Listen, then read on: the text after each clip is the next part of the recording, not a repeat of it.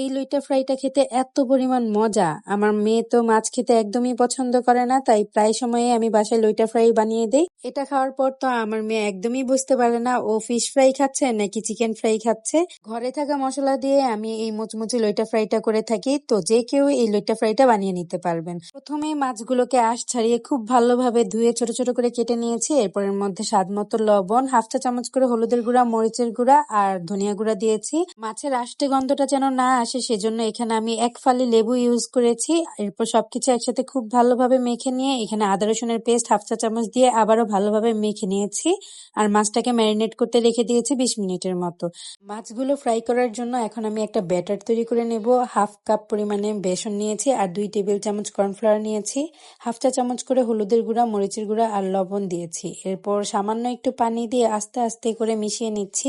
একবারে বেশি পানি দেওয়া যাবে না, আমি অল্প অল্প করে পানি দিয়ে একটা ঘন পেস্ট তৈরি করে নিয়েছি। আর এই মিশ্রণটা কিন্তু একটু ঘনই তৈরি করতে হবে, যেহেতু লইট্টা মাছে অনেক পরিমাণে পানি থাকে, তো যখন ব্যাটারের মধ্যে দিবেন তখন কিন্তু লইট্টা মাছ থেকে পানি ছাড়তে পারে।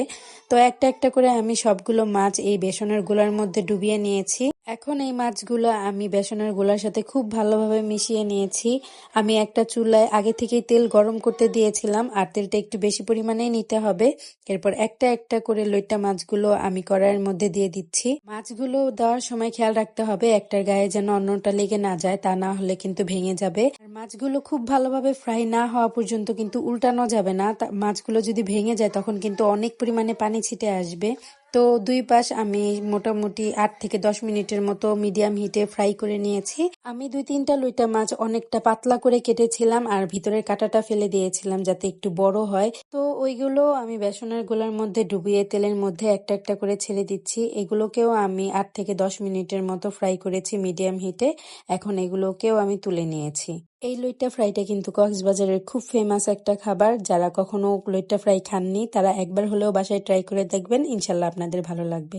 Thanks for watching. আল্লাহ হাফেজ।